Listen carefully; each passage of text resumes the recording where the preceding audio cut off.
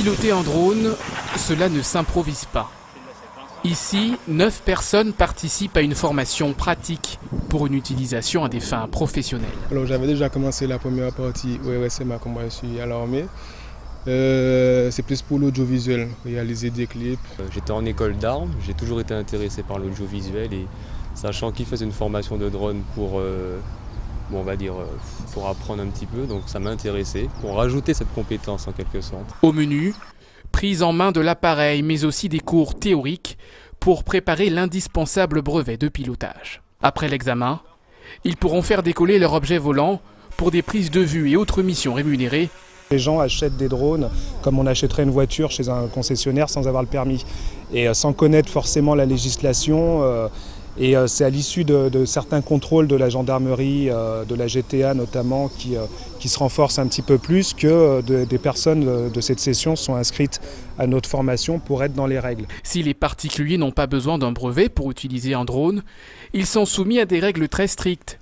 Pas de survol des habitations et des populations, pas de vol au-delà de 150 mètres d'altitude et pas de survol des zones sensibles, comme les prisons. Quant aux aéroports, une zone d'exclusion interdit tout drone, dont les couloirs aériens, pour éviter les collisions.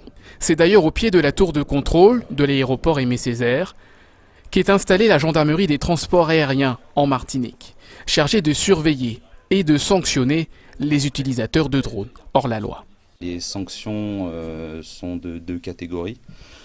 Vous avez une partie sanction de l'utilisation non conforme du drone et une partie sanction du survol de l'espace aérien martiniquais. C'est puni d'une peine maximum de 1 an de prison et 75 000 € d'amende. Nous avons eu plusieurs procédures, notamment une dans le voisinage immédiat de l'aéroport et une plus récemment suite à des survols de nuit qui sont particulièrement interdits. Une législation que ce Martiniquais a vu évoluer depuis près de 10 ans. Fan de modélisme et aujourd'hui professionnel des drones, Olivier Tisserand a même participé à la mise en place de la réglementation.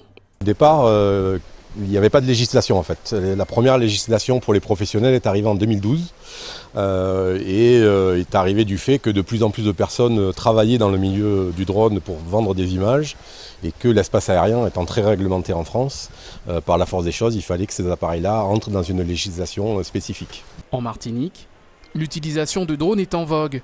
Ce magasin qui en propose depuis seulement 2 mois en a déjà vendu une quinzaine.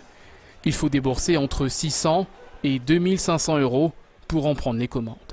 Alors après, il y a l'autonomie, il y a la vitesse, il y a la facilité de pilotage, on va dire, parce qu'effectivement, celui-ci, par exemple, quand il arrive devant un obstacle, il va pouvoir le contourner, il va revenir vers vous si jamais il y a un souci de batterie. Voilà, c'est des utilisations complètement différentes. En loisir ou usage professionnel, le pilotage de drone est extrêmement réglementé. Le souci des autorités, le partage du ciel en toute sécurité.